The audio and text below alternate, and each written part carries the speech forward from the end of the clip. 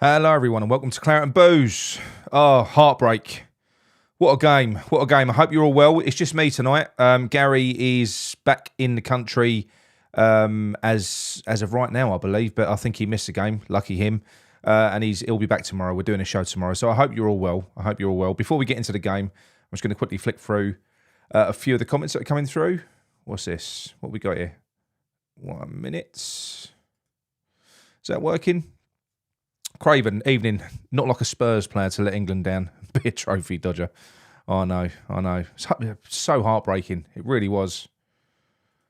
Only Saka played his A game. I'm not sure about that. I'm not sure about it at all. Hello, disabled team. Good evening. Tyler, Saka and Rice both played well. Walker did well against Mbappe. Yeah, I thought he did as well, to be honest. It was... Well, I say it was a game with fine margins. I think, I don't know whether I'm just being a bit salty, but I felt like the referee played a huge part in that game. I thought he was awful. He was dreadful. I do think there were things that we could have done different. My initial feeling after the game was kind of heartbreak, and I was like, oh, you know, we were brilliant, and we were. But the more you think about it, and you look at the players that were on the bench and the players that were on the pitch, I don't think the changes were quite there. But yeah, I don't think we played particularly badly. Garino. Beggars belief that FIFA are choosing refs who are not up to the standard required to officiate a quarter-final. He was bad, wasn't he? He was terrible. And yeah, the bloke yesterday, how many yellow cards was it? Was it 16, 17? I mean, that's got to be a record. Absolutely shocking. Absolutely shocking. I don't think VAR have been much better, to be quite honest. I mean, the penalty that he gave for us tonight, I don't think he really wanted to give it, did he? It was only VAR that did kind of overturn that in the end. The second one, anyway. Neil from Down Under, how are you, mate? Is it 8:45? Bloody hell. Early start for you. What's this, Garino? England didn't get the rub of the green. Giroud's goal was deflected away from Pickford. Yeah, I thought so. I think Pickford could have done better, but you know, he did kind of. He saved us a few times. Generally, he's okay. But the one was that penalty, wasn't it? And look, as horrible as it is, he is the captain. He stands up, he takes it. If you miss it, you miss it. You know, you're either going to be a hero or you're going to be a villain. And unfortunately, that penalty has ultimately seen us go out, isn't it? So it is what it is. Tyler, Saka isn't going to have a very long career unless refs start carding players for hacking him down. Yeah, he kind of. I thought he was good. I was quite sad to see him go off actually because he had that fullback on toast. I thought he was really good today. Richie Rich, Kane bottled that penalty. It always happens to us. Yeah, his technique weren't great. I mean, he did bottle it, but I think he did the right thing. Obviously, what you got to factor in, I suppose, playing devil's advocate, is that it was Hugo Lloris. It's his teammate. So you would imagine that he's going to be familiar with what Harry Kane does with a penalty. You would imagine he's taken a few against him in training. I think he put too much power in it. I think, and do you know something? I prefer those types of penalties. I prefer it when people thump them. Obviously, when you get it wrong, it looks a bit stupid. It goes flying over the bar. I'm assuming that one still hasn't landed. It was a shocking penalty, wasn't it? It was, and he was leaning back as well. You know, his technique wasn't bang on.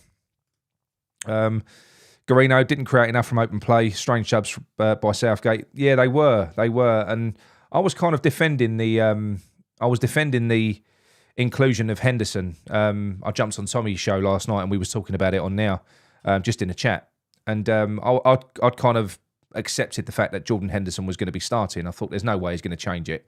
He's not going to change a winning team, and so it proved. But I thought he was largely out of the game, wasn't he, Henderson? You know, he was kind of right of a midfield three. He spent a lot of the time out in that sort of touchline area. He can't beat a player. I thought he was pretty much out of the game. He seemed like he was more advanced than Jude Bellingham at times as well, which I thought was really fucking weird. I couldn't work it out. And I just don't understand why we can't get more flair on the pitch, you know, at any one time. You know, why can't you have Foden and Grealish? Because they were there to be got at. You know, we proved that. I mean, we did absolutely batter them. I've got the stats up here at the moment. So in terms of stats, so I mean the match stats, we had 57% possession. We had 15 attempts on goal to their 8, 7 on target to their 5. total passes. So that gives you an idea. We had 500 passes to their 370. So we were dominant, and the stats for the first half versus the second half are very similar. Because in the second half, I felt we were definitely the better team, but we had so many chances. We just weren't clinical tonight at all. I don't think, and it is gutting. I think we had enough. I think with what we had on the pitch, like I say, we did dominate the game. We dominated it, but it felt a little bit to me like whenever France needed to score, they could score. You know, 2 very good assists from Griezmann. I think the first one probably shouldn't have happened because there was a foul in the build up to that goal, and I think a lot of you've got to play to the whistle, so that's a fault of the players. But I do think that a lot of the players kind of did stop what they was doing, and Rice got done by Mbappe as well, didn't he? Kind of Mbappe skipped around him, and he was blindsided, Pickford, I think, because it went through. Was it through Bellingham's legs that he went through? But I do believe, looking at it back, I think Pickford should have done better with that. He should have. But we should that referee. Let's talk about the referee for a minute. He was fucking awful. And like I say, that isn't just me being salty. It felt like every time we touched a France player, it was a foul. We was getting hacked down all over the place. We was getting nothing. I thought the Kane one in the first half, I thought that was definitely a foul. I thought it was a penalty initially. It was definitely a foul at the very least. It was right on the edge of the box, wasn't it? I think the actual initial contact happened outside the box, but it did carry on through into the box. And to not even sort of call it back was mad. And the decisions were awful throughout that game from him. He seemed clueless. He seemed absolutely clueless to me. Let's go for a few more of your comments. Scott Rogers, Moyes in. We will go on to talk about some West Ham in a bit. Let's get England out of the way. And then I'll open the phone lines for you, for whoever wants to call him. All right? Was this Eddie Oliveira? Here comes the English blaming the refs. Did you not watch the game then, mate? No? Did you not watch it? It was, yeah, okay, fair enough. No player ever means to miss a penalty. No, they don't. But you've got to kind of... I suppose, look, would any one of us have wanted anybody different to have taken that penalty in that squad? If we could have picked collectively who's going to pick that ball up and take that penalty, we would all have picked Kane. We would have. There's no way we wouldn't have. Hindsight's a great thing, isn't it? You know, he doesn't miss many, does he? No, you can't rely on penalties to win games. You can't. We did create enough from open play. We had so many chances. I mean, Lloris had a good game, but he did pull off one worldie save that I can remember, but I don't think there was too much more. What's this? Nick says, what a surprise. The only good thing is Southgate is going. Is he, though? He's contracted until the end of the Euros. I thought that was a case, but because I thought his contract's... I thought this was it. I thought this was it from him. But personally, I said it. I've been saying it for a while about him anyway. The talent that we've got in that squad, we do need a manager to match the players. I think Southgate's done good in so much as he's built a team feel to the England setup. He's got the players that are in that setup. I think they're together. You know, he's done that. You know, it's not like the England teams of old where, you know, you've basically got Liverpool, Arsenal, Man United players, and the rumour is, well, not the rumour is, I think Carragher and Neville have confirmed it. You had cliques in the changing room. They never talked to each other. They hated each other. I don't think you've got that now. So I think Gareth Southgate's broken that. But what was refreshing when he first came in was he did kind of break up the team, and he started bringing in new players, but bringing in some sort of younger players. Got rid of the old guard, and he always said he would play players based on merit. And I think that was right initially, but that hasn't lasted long. It hasn't lasted long, has it? Hello, Lawrence. How are you? Lawrence from Kentucky. Good to see you. I'm going to open the phone line shortly, and I'm hoping that one of you are going to phone in because I hate doing these shows on my own. I feel like I'm talking to myself.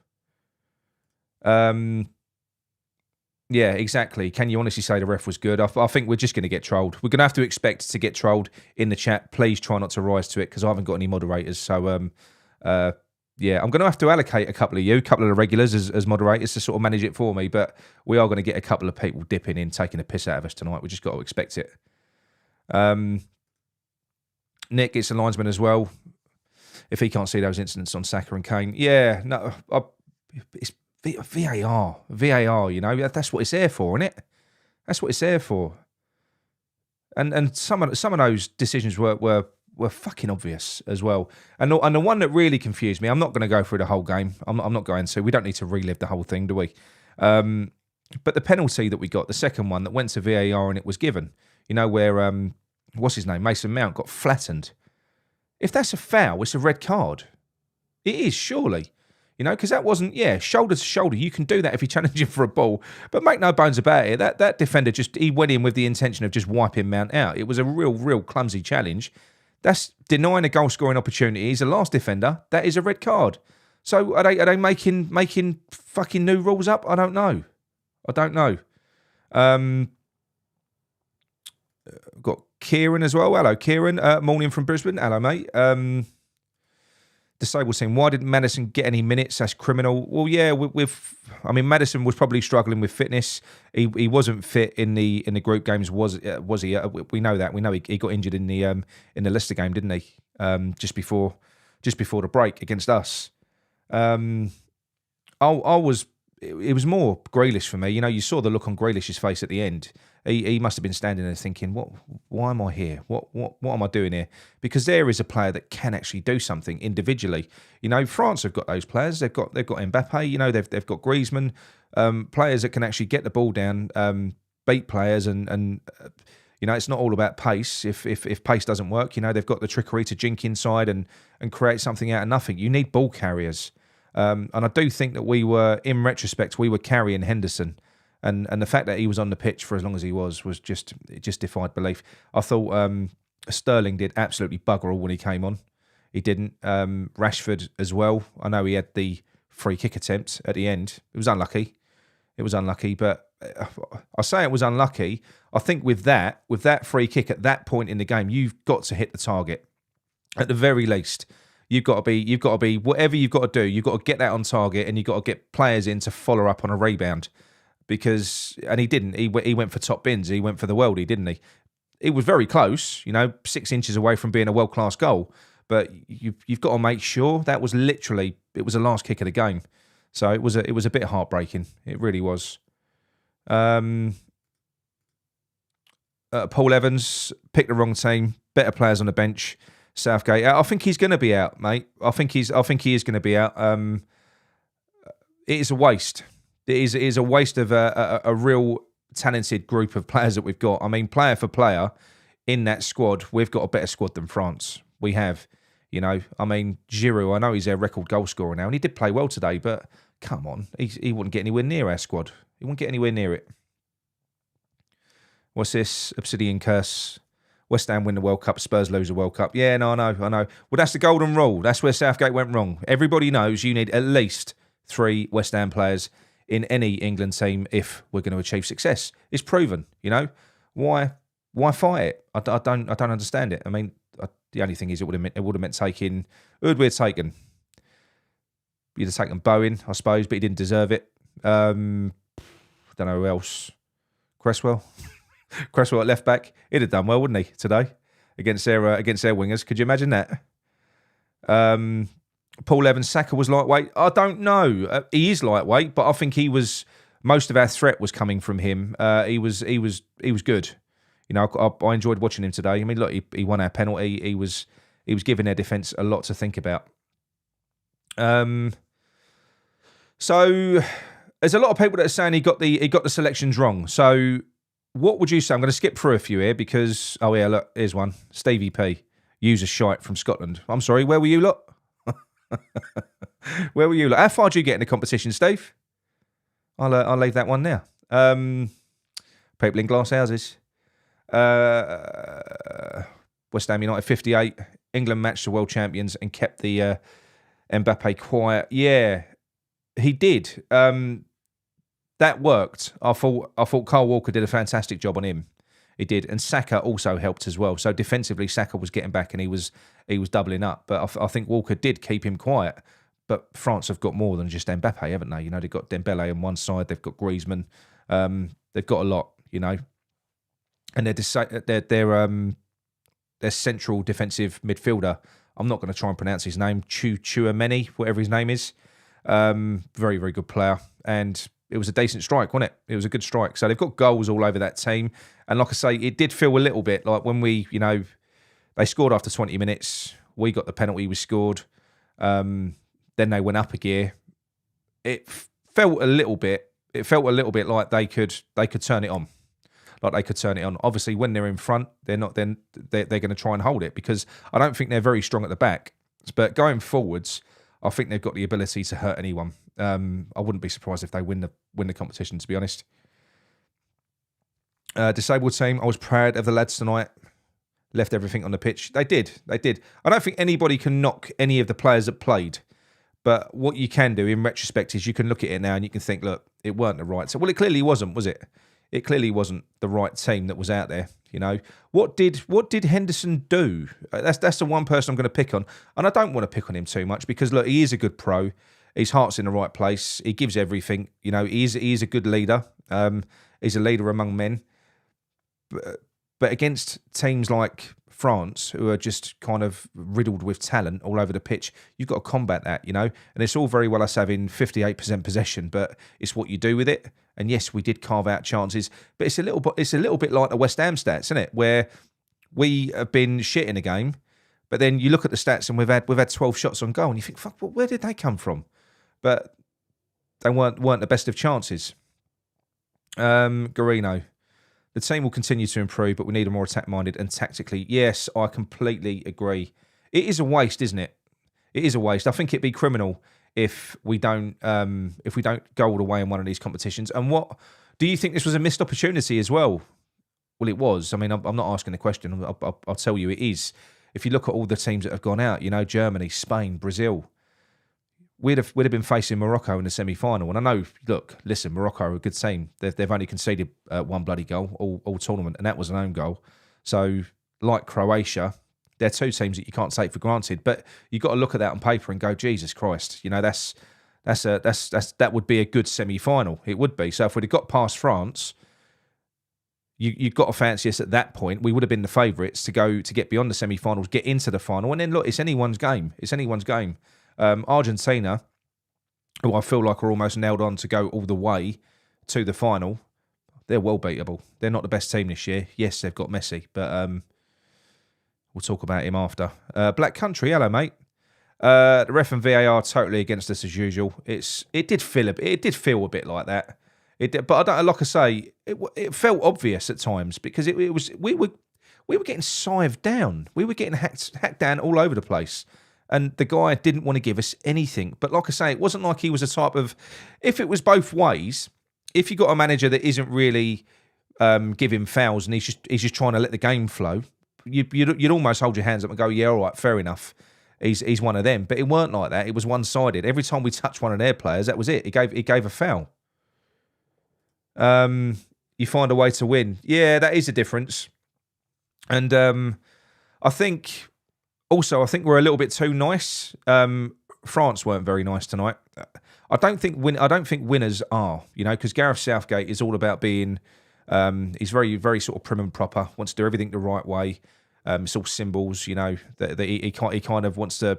He wants. I don't know.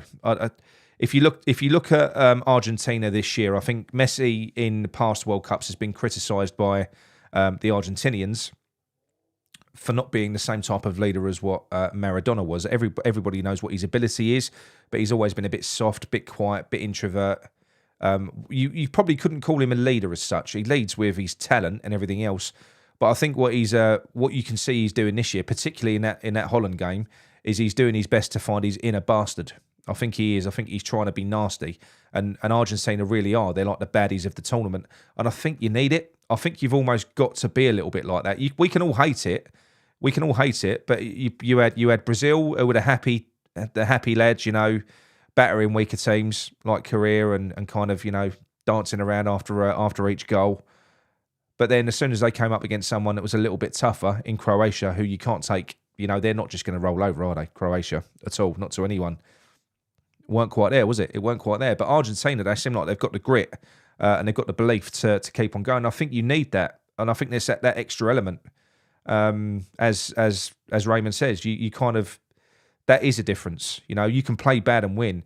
And in these tournaments, that's all that matters. It is really. I think in the group games and, you know, earlier on, you want to see a little bit more flair and a little bit more entertainment. But once it gets into the money stages, it's all about just doing what you got to do to win the game. It really is, you know. And I don't think we did. I don't think we did that particularly well. We didn't do it well. We lost. Neil from Down Under. England need to defend like Morocco. The only goal they've let in for the whole World Cup is an own goal. Yeah, no, that's right. I said that earlier on. Well, the only thing is, I don't agree. Because Morocco are a defensive team. They are, and they play on a counter-attack.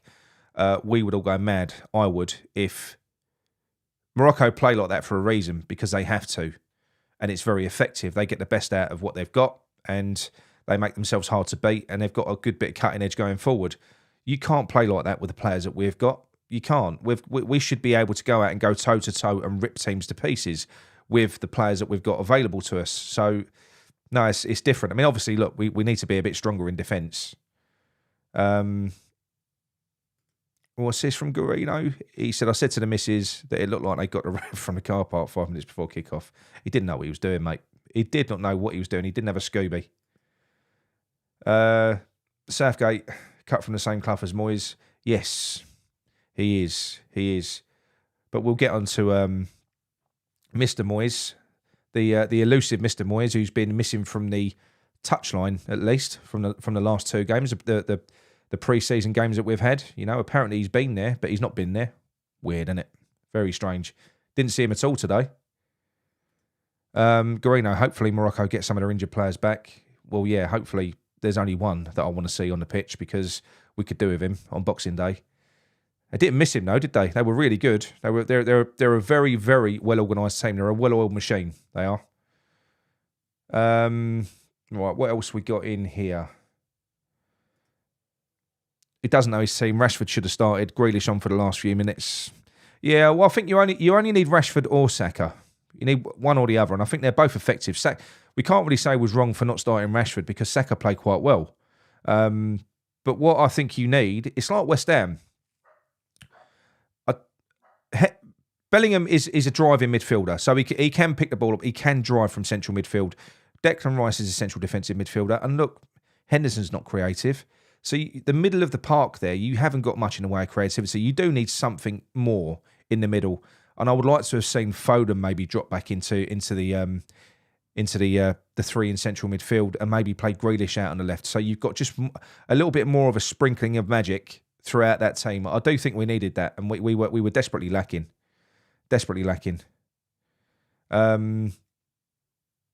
So we've got Keith.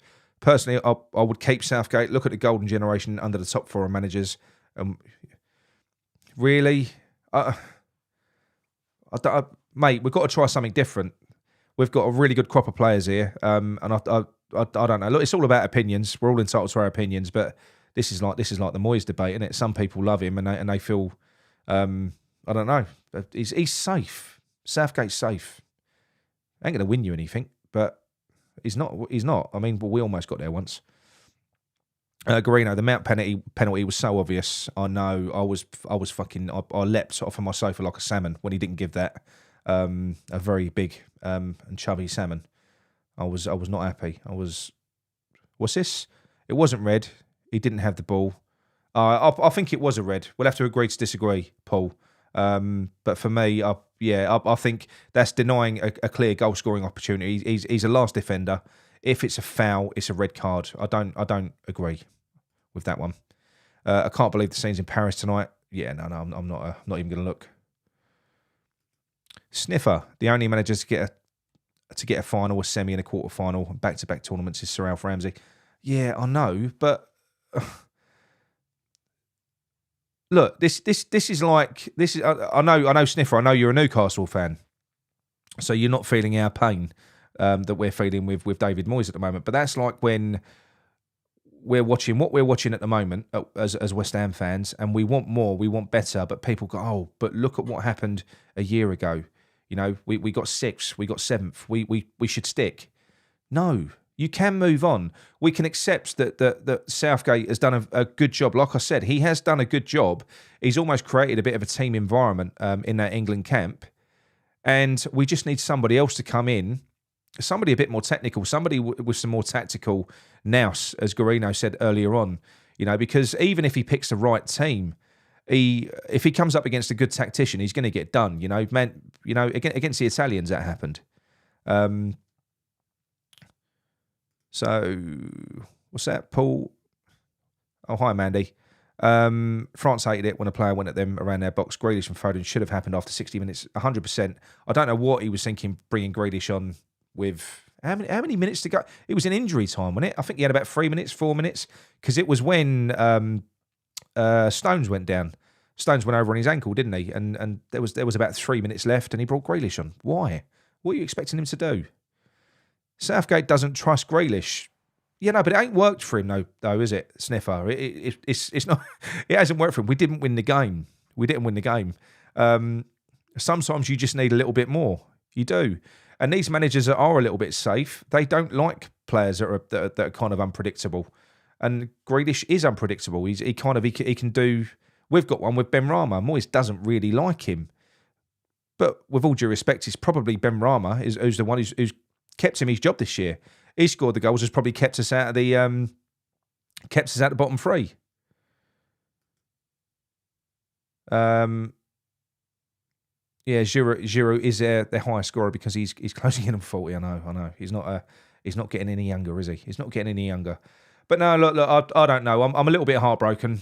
It was an opportunity missed from tonight. I'm not going to go through and do a whole player ratings because I think player for player, I think they did their best. The players that were on the pitch couldn't have done any more. Obviously, Kane could have scored the bloody penalty, but yeah, I don't know.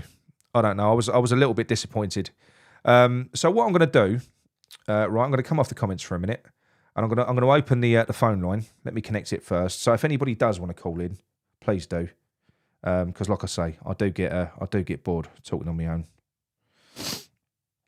1 minute, just got to pair this up.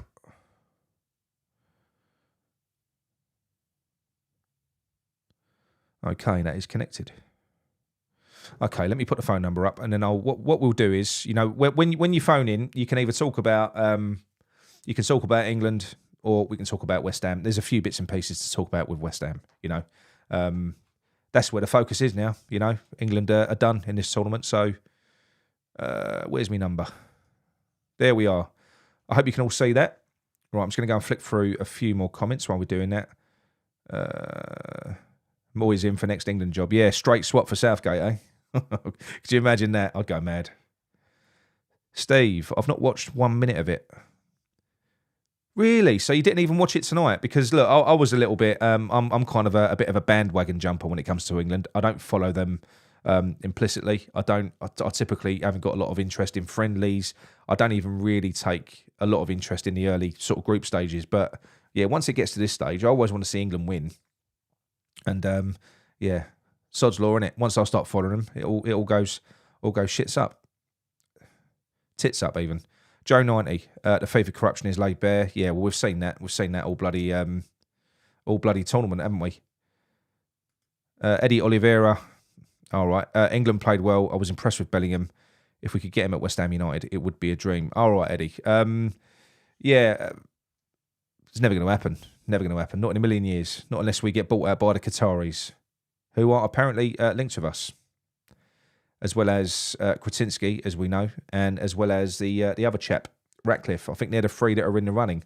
So apparently the Qatari, it's the investment arm of the Qatari state. I can't think of what the company is, but they've basically snapped up the majority of the property in and around the Olympic Park already. So they're already there, worth a cool 35 billion. But I don't know whether we really want that, do we? I don't know. Bit of a moral dilemma. You look at all the stick that Newcastle are getting with their investors. I don't know. I think it would leave a bit of a bad taste in my mouth until we bought Mbappe.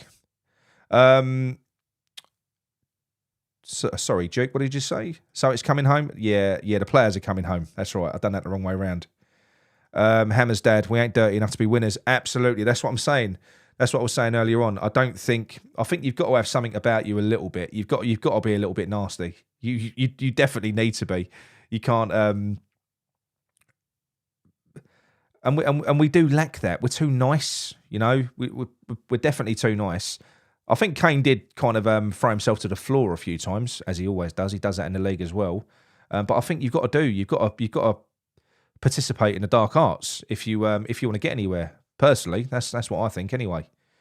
Love Morocco to go and win it. I tell you, do you know I'd love to go and win it. I'd love Croatia to win it. I'd like the West Ham player to be holding that World Cup to be Vlasic because I'm a sick bastard. That's what I'd like. I think that'd be so funny, wouldn't it? It really would. Have you seen how West Ham social media are completely and utterly ignoring Vlasic? So after the game, obviously Croatia went through, but Brazil went out. So it's all, poor Paqueta, poor Paqueta, poor Paqueta. They're not mentioning Vlasic at all. I don't know whether that is because the obligation to buy is going to be triggered in January and he's already gone. I don't know. I haven't got a clue. But yeah, it would make me laugh. It would make me laugh if Croatia won the World Cup. Garino, sorry, what's that? I just hope Argentina don't win it. Yeah, they are. It would be nice for Messi, but do you know what's taking it away? I mean, look, I admire Messi. I really, really do. It's the punditry. It's the focus on them blowing smoke up his arse just constantly. It's almost like it's 24/7 with him, isn't it? It's you kind of everything. This is like the Messi World Cup, and the pundits go way overboard. It could be a little 6-yard pass. They'll just go mad. They focus in on everything. I think it's just as bad as with Ronaldo. It was good to see him go out, and I've got to be honest, it was nice seeing him cry. He's an absolute twat, isn't he? He didn't even stay out on the pitch. They've been knocked out. He didn't even go over and thank the fans or anything like that. He's it's a shame the way that his career's ending because he is obviously one of the best, but he just can't. I don't know whether to feel. You can't feel sorry for him, but I feel like he's the type of guy. I feel like he's having a bit of a mini breakdown because obviously he's been at the top of his game for so long. He's a winner. And I don't think he can accept that his career's coming to an end. I think he's cracking. Good evening, John. How are you, mate? You all right? That's all right. Don't apologise. Moyes was at the Udinese game. He was in the dugout, but he weren't doing much. I mean, it was what's his name? The loaf of bread, wasn't it? Warburton. He was the one that was dancing about, giving instructions, and Nolan was down there as well, as was the case against Cambridge. Well, actually, he weren't in the dugout against Cambridge. He was up in the stands, sitting next to Noble. And we didn't see much different today, did we? I know we got the win, but what did we see different with the way that we set up and the way that we played? Are we expecting much different against Arsenal? Is there a master plan? Is Moyes luring Arteta into a false sense of security? I don't know. Is Plan C going to come out? God knows. He was wearing a beanie hat on the touchline. Oh, right. He was in disguise. Fair enough. Yeah, no. He was at Cambridge as well, but he was. He's like I say. He wasn't. He was in the stands. You kind of. I don't know. It feels a bit weird. You'd expect him to just sort of be there and kind of, especially with the situation that we're in. But we'll have to wait to see. We'll have to wait and see what happens. We've got Fulham next, don't we? I think that's the last one. We've got Fulham before the restart, but so that'd be interesting. The good thing to come out of the World Cup is that Declan Rice has escaped unscathed, and we do need him. We need him to help dig us out of this shit that we're in. So that's good. And he's coming back a little bit earlier. So from a West Ham point of view, being selfish, that's good. And I thought Declan Rice was all right tonight. I think he played well. Apart from that moment where Mbappe skipped past him, he chased Mbappe and kind of vacated the space where the ball went back into. So the first goal, Declan Rice was probably negatively involved in that one. Mandy G, oh, hang on. We've beaten Iran, Wales, drew with USA and beat Senegal. It's average form. Yeah, it is. It is. The minute we face anyone that's decent, it just goes wrong, doesn't it? And yeah, like I say, it's sad because you could have called it, but I don't know why, because I'm not the most positive of people, as you all know, but I was quite confident tonight. I thought that we'd get a win. I thought we'd go into extra time and we'd nick it in extra time or something like that. Especially when they went 1-0 up. Because with the games that we watched last night, basket case games they were, weren't they? Especially that last one, Argentina-Holland. What a free kick, by the way. That's how you take a last-minute free kick. That's how you do it. I mean, that was absolute fucking genius. When you consider the circumstances, the pressure that was on that's got to go down as one of the best ever free kicks. It was absolutely genius. Perfectly executed. Cheeky bastards. We got a troll in the house. What, talking French? Okay. All right. Duke, meow. Okay, go on. I'll. Is that the one you're talking about? Right. Okay. I'll ban Duke, meow for a little while. See what happens. Obsidian Curse. They're both equally depressing. Yes, they are. Stephen Spraggs, no, mate, was doing my nostalgia page on Facebook. Yes, everyone. Stephen Spraggs, if you like all your West Ham history and everything else, go and give Steve a follow. Well, particularly his Facebook page, the West Ham nostalgia page. It's well worth giving it a look. Garino, hope Morocco beat France. They deserve it. I think they got a good chance. You know, no one's gonna steamroller Morocco. They're not. They're a bastard team. Just like Croatia, they're not easy. You know, I don't think you've got to be proper on top of your game to beat them. And like I say, they will just hit you on the counter attack. And I think France could be vulnerable to that as well. They could be because they're not great from the back. I mean, like I say, we had 18 chances on goal. We just weren't clinical. Rice's empty bag is coming home. Yeah, no, I know. Oh, I bet he's going to be happy, isn't he?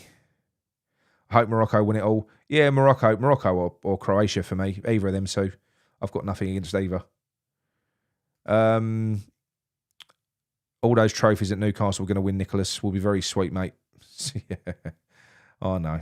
But there's a lot of Newcastle fans that don't feel like you as well, Sniffer. There are quite a few, and I can understand that. You know, it is kind of it's one of those, isn't it? You know, it's sports. It's great for Newcastle on the pitch, but it is sports washing, mate. That's kind of why it's what your club's being used for. You're going to be the benefit of it because of all the players they're going to be bringing in and the great football that you're playing at the moment. But ultimately, yeah, it's not nice. It's not nice, really. But I don't want to be, you know, if it happened to us, you know, we'd all kick up a stink as well initially. But ultimately, if it brought success, I don't know. It's horrible. I don't like sport being used for that reason. I don't like it. It's Jerry Moffat. Even the referee was gonna go mad over Messi. Yeah, I know. Right. So anyway, look, what I'm going to do is I watched a video on Hammer's Chat. And I was going to do this video separately, but they beat me to it. And it wasn't actually Hammer Chat's video. It was Forged from Iron. It was Duke and Gatesy. I don't know whether you've watched their channel. If you haven't, go over and give them a look. But give that video a watch anyway, because it's definitely good. And it's where they just recently Wayne Rooney did an interview on Toffee TV. And he goes into some detail. It's really interesting, by the way. I know it's not West Ham. It's not West Ham related, but it's really worth watching. It's bloody interesting, the route that he took through. And Wayne Rooney talks about his path, you know, as a kid through the academy, and ultimately the upshot is he talks about his relationship with David Moyes, and David Moyes held him back. Right, that's kind of what he said. He said David Moyes held him back. There's quite a few interesting ones on there. It's only part one. There's part two coming, so I'm looking forward to that. But it's about an hour long, but it is good. The bit that kind of really upset him, which probably ruined their relationship forever, was when Wayne Rooney was 16 and he'd been called into the senior squad. Bearing in mind, David Moyes was under pressure at this point. Wayne Rooney was such a talent that he couldn't be ignored. He could not be ignored anymore. He was, everyone knew about him. All the fans knew about him. Similar to when Joey Cole or someone's coming through at West Ham. The fans know. We're all talking about it. You want to see this player. Well, Wayne Rooney was a generational talent. He was unbelievable, and the goals that he was fucking banging in the youth academy was obscene. So he got brought into, was forced through into the senior setup, and he went away to a game, and he had an opportunity to sort of come on and be Everton's youngest ever professional player. And he said he didn't bring me on. He said he didn't even give me 2 minutes, nothing at all. He said he was fucking fuming. He did say, he said, I don't know how, as speaking as a manager, because he is now, he's managed Derby and then he's managing some MLS team now, I think. He said, I don't know how I would have managed young Rooney. He said, because I was a fiery character. He said, I was. He said, I was probably a bit of a nightmare. He said, but what made me worse was he didn't want to be held back. He didn't like being benched. He didn't like being on the bench.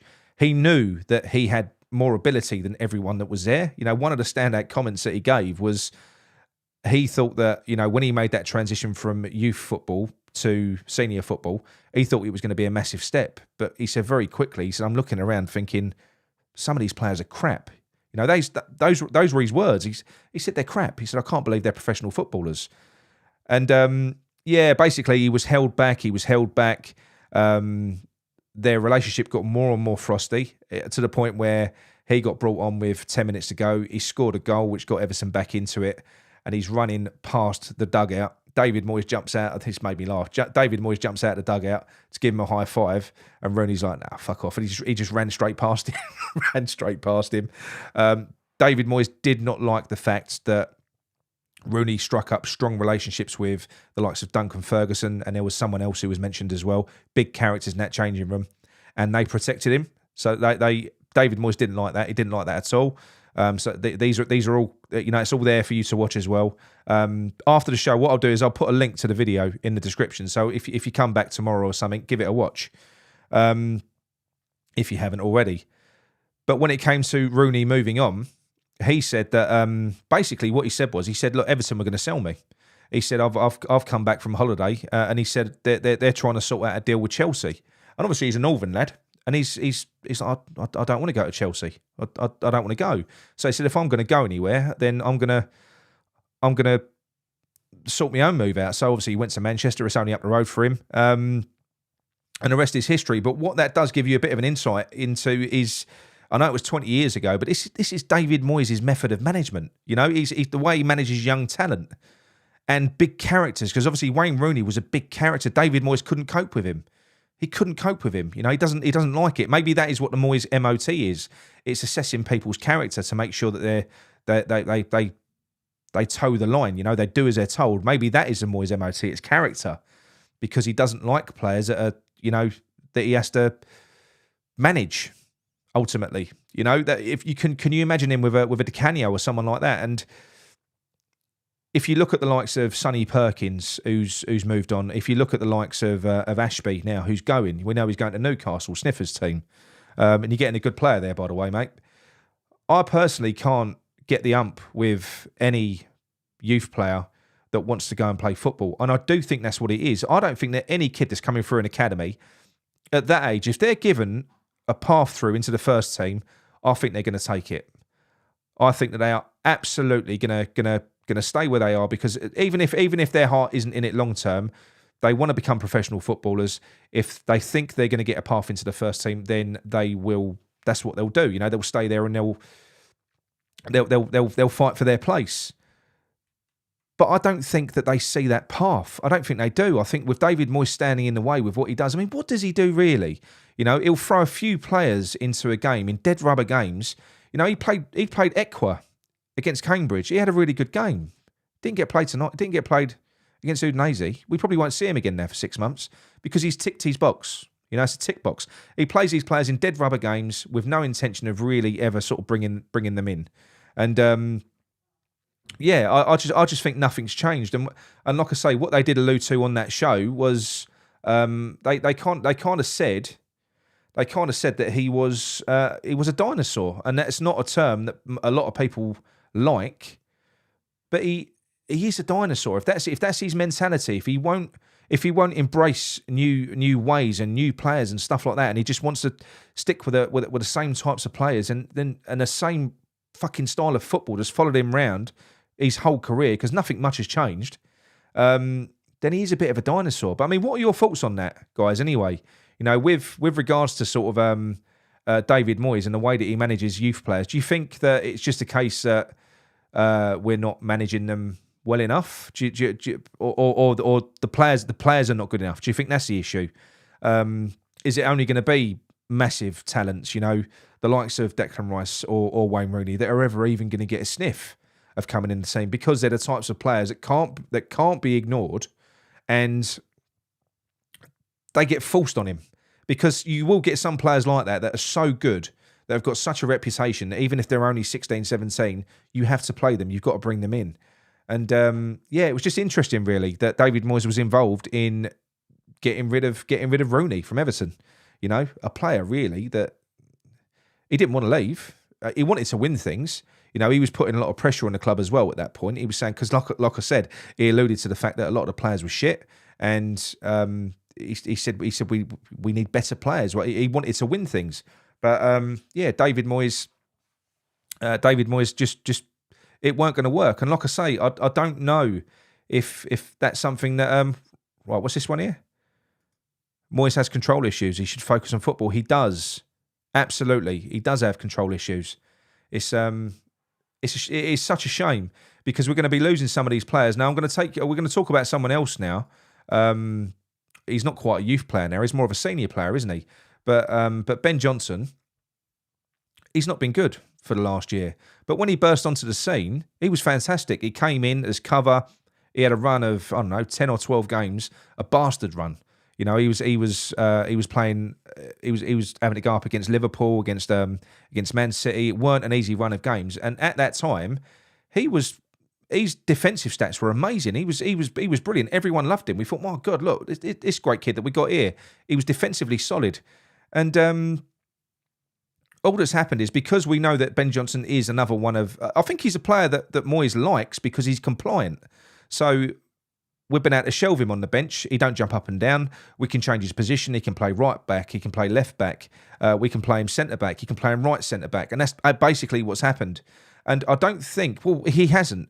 Moyes has not developed Johnson in any way. Since Johnson burst onto the scene and did well, because Moyes wanted his mate Soufal in there, we've seen Johnson deteriorate as a player. He has not improved him.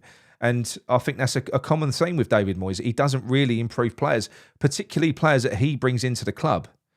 He doesn't do it. So if you've got, I think when the last few times that David Moyes has come in, so the first time he came into us, he tweaked Arnie's role. So an existing player, he took Arnie to one side. He was a bit of a winger. He was kind of, it weren't going very well. Gave him an opportunity, put his arm around him, gave him an opportunity as a striker. Great. It's turned him into a striker. Fine. Did the same thing when he came in second time with Antonio. He's done that, and we had a lot of success initially with that as well. But when you're talking about players that he's brought in, it's not quite as simple, And he does the same thing. So he'll buy. Look at Vlasic. Vlasic is a number 10. He buys a number 10 because he can see him being a left winger. I'm going to spend 25 million on you because I reckon you'd make a good left winger. So he's buying a fucking experiment. Buy a left winger. Just buy a left winger. That's all you've got to do. But he won't do it. So he's kind of he's done the same with you're looking at Paqueta now. You're looking at Paqueta. Obviously, he's not the player that we all thought he was going to be. I don't think many of us knew much about him. I think that we thought he was going to be a Lingard replacement. We thought we was going to have this player come in that was going to be picking the ball up from deep, dancing around players, banging the ball in from 25 yards. That's not him. He's a master playmaker. That's what he is. You stick him in the middle of the park, he will pull the strings. He's a great passer of the ball, and he will keep your team ticking over in a very efficient way. But he needs to be surrounded not with world-class players. He needs to be playing first and foremost in a team that is possession-based, because Paqueta, you've got a player that's good on the ball. It needs to be in a team that want the ball. He doesn't need Neymar in front of him and players like that. He doesn't need it. He didn't have that at Lyon.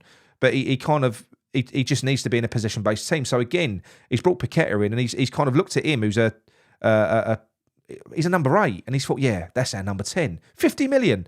He's gone and got Skamaka, learnt nothing from the failure with Haller, because Scamacca is almost a carbon copy of Haller in the style of football that he is, the style of footballer that he is almost the same. And he learnt nothing from that. And he's gone out and bought a player, spent 40 million on a player that's very, very similar. And he's doing the same things. Because if you remember when he first came in, was it the Bournemouth game? Where in that game, he played Haller and Antonio up front. We won 4-1. That was amazing. We never saw it again. I think Antonio got injured. And then when he came back, Moyes had already started implementing his master plan, which does not factor into up front, ever. But like I say, Scamacca is the same sort of player. You know, they're kind of link-up players. They need to have players around them. Fornals is not a left winger. Downs, fuck me, Downs. He's probably the best central defensive midfielder from the Championship last year. We're brought in on a real bargain deal. And he knows he's a central defensive midfielder. But when he's brought him into the team in the Premier League, he's either been playing as a right winger or he's been playing as a central attacking midfielder. And you just think, fucking, what? He's not a central attacking midfielder. You've got other players that can play there. You've got Lanzini. You've got Fornals. What is his obsession with square pegs in round holes? I will never understand it. I will never be able to wrap my head around it. I do think it's probably because, we know it's all about keeping Souček in the team. I mean, against Udinese tonight, didn't Souček play the full 90? You know, Ben Rama made the mistake of scoring, so he got hooked at half-time. You know, that was a smack in the face to Moyes. He got hooked. So did Downs. Fair enough. His replacement came on. Lanzini banged in a good goal. But Souček played the whole game, you know. So I'm pretty sure that that's what we're going to see on Boxing Day is Souček back in that team. And that will break my heart. It will. So what's this one here? Russ and Anson, glass half full, constantly looking for any smoke. Look, at the end of the day, I can understand if people like Moyes, who am I to tell anyone how to think? You know, if that is honestly, I will come in here and I'll give my opinion. And my opinion has been for some time, he's not good enough, he's got to go.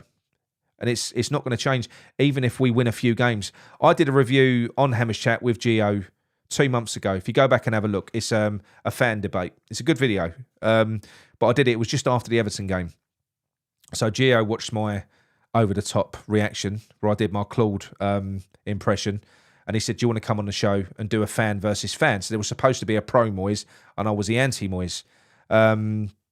And I kind of said then, I said all of this then. And I said, look, I don't expect him to not win games. I said, I think, you know, he will pick up points, but I don't think the style's going to change. And I said, I don't think it will amount to any more than a dead cat bounce because I can see us arriving back at this point before the break. That's exactly what happened. We went up, we came down again. So if we come back after the break, I'm not saying he won't win the odd game. He won't. But this can't be all that we're about. Just survival. It can't. It's like against Arsenal. He's got to try and do something different. That's something that we all need to see. I don't think any of us are expecting to win that game, but I at least want to see him try something different, you know. And I don't want all the fucking excuses from him as well, using the World Cup, you know, using the injuries. You know, we ain't got that many injuries. I know there's injuries to key players, but Arsenal have had more players in the World Cup. You know, they've gone and lost their star striker. You know, I kind of get the feeling deep down that I think Moyes would like to lose his star striker so he didn't have to play him. I think that's the difference. Go for a few more of these comments. So, Travis Nitzberg. Obviously, none of you gits want to talk to me tonight, so that's fine. I understand. So I'll run through these comments and then we'll call it a night. And then, like I say, we will be back. I'll be back tomorrow night with Gary, and we'll open the phone lines then, so you'll be able to talk to the pair of us. All right then. So West Ham United 58. Yeah, hit the like button, people. Come on. Don't be grumpy. I'm doing my best. Obsidian Curse. It's not just youth, it's also quality players. It's almost like he's got a certain range in ability and experience and he won't go outside that comfort zone. Yeah. Well, look, the exception being Deck. But again, I will never give him the credit for developing Deck because Deck was going that way anyway. In fact, the 6th and 7th place finishes, you know, we need to thank Deck for that as much as we need to thank Moyes, because without Declan, we would not have been anywhere near 6th or 7th. He was so critical to us. He was. It's as simple as that. So I'm not crediting David Moyes with Declan Rice. Fucking no chance. He was always going to get there. He's Sniffer, thought I'd subscribe. You have now. Oh, good man. Good man. Audi, I listened to the Everton fan podcast in relation to Rooney. Hold me back narrative. Yes, exactly. Give it a watch. Honestly, people, it's really good. And it's interesting. You know, I quite like Rooney, to be honest, as a character. He talks about his childhood and everything else. Some of his stories are quite funny. He was a little bit of a fucker, he was, when he was a kid. Paul Evans, I don't understand this playing players out of position. Yeah, it doesn't make any sense. It doesn't. He's obsessed with doing it. He's got this obsession with changing players. You know, like I say, if you need a central attacking midfielder, go and fucking buy one. You want a left winger, go and buy one. It makes no sense at all. And something that did get kind of clarified on a show that I've done recently. People have got links in with, you know, a few of the agents and the board and stuff like that. I think it's being released next week. Because my opinion is, I think the only defence that I could give Moyes on this, with the previous summer that's just gone, the only thing that I could say to justify this is that David Moyes didn't buy these players. That's the only justification that I could give him. But categorically, and these are not Moyes out people, categorically, they said, no, they're his players. It's Rob Newman and David Moyes. They're in control. The only thing that happens is every now and then is Sullivan will pipe up and he'll say, no. And he'll try and put a spanner in the work with certain deals potentially. But they're not David Sullivan's players anymore. He's not involved. This is Newman and Moyes. These are his players. They spoke before the season that our existing style had been found out and we had to change to a more expansive style. And that's what they did. They've gone out and they've bought players with higher passing stats, you know, players that are better on the ball. And we've heard David Moyes say the same. So no, these are categorically Moyes' players. So he hasn't even got that as a defence. I don't know what positives there are with this guy at the moment, apart from, you know, it just going back and just harping on, oh, look, he got a 6th place, he got a 7th place. I don't know. It drives me balmy. Stephen Spraggs, what was that about the Saudi takeover? It's not Saudi, it's Qatari. So I'll see if I can find their name so you can Google them. 1 minute. Someone said they can't hear me. Can you hear me all right? Just making sure. 1 minute. Where are we? So I'll see if I can find it. Right, so it's Qatari DR, and now they are the investment arm of the Qatari state. A lot of money, you know. They're worth on paper around about 35 billion. They own not all of it, but they own an awful lot of the property in and around the Olympic Park. So at the moment, and they're the lesser spoken about entities for obvious reasons. You can understand why, you know, because if they were in the running, then we'd be the fucking headlines as well. So if it is true and they are sort of lurking in the background, you're not going to hear about that until it's done. It's as simple as that. So you've got Kretinsky, you've got Ratcliffe, who I've spoken about on previous videos. He's the English billionaire he's a Man United fan. But he's a football fan. So my personal choice would be Ratcliffe because he's kind of got towards the he's earned his money. He's still involved. I mean, he's part owner of a chemical company that's worth fucking absolutely billions. You know, the turnover is ridiculous. But he's got to the stage now where I think he needs a toy, and he loves football. So like I say, he's English. He loves football. The only thing is, we've been talking to him. We've been queuing him up for this deal. But then Liverpool and Man United. He's not going to buy Liverpool if he's a Man United fan. So I think it's either Man United or West Ham. You know, and look, we're a lot cheaper. I said it on my other video. If you go out and you buy Man United, they're a mess. They need new infrastructure. You know, they're not cheap to run. So you're looking at what they said, 5 to 6 billion for Man United. Then God knows how much to sort of modernise that stadium and do everything else that's got to be done. I know commercially they're a powerhouse and the turnover is ridiculous. You know, that's the only reason they can operate under such debt that they've got at the moment, because their turnover is massive. But West Ham are a bargain at 800 million. You come in, we all know at some point that stadium's going to get handed to us on a plate. It is, and that's the golden egg. The stadium is the golden egg. I know a lot of us don't like it, but that's where the value is in the club. We do know we're going to get it at some point because it's a massive fucking drain on the taxpayer. So yeah, it will happen. It's not a case of if, it's a case of when. So yeah, for me, I would choose Ratcliffe. But yeah, the Qataris, yeah, they're gonna be in the running for it, obviously. And I suppose there's an awful lot of people that would say, well, would they pass a fit and proper test? Well, look at Newcastle. All about money, innit? It's all about money. What's this? Thanks, mate. I hear Claret and Boozer lurking in the background. Oh, do you know what? I'd be terrible. I'd be one of them interfering. I'd be worse than Sullivan. I wouldn't try because I would. I'd be generous. I'd spend my last penny, but I'd be running that fucking football team. I would. I'd be buying the players. You know, the manager would be coming to me saying, "I want this striker." I'd be going, "No. You don't want him. You don't want him." I'd be terrible. I would be terrible.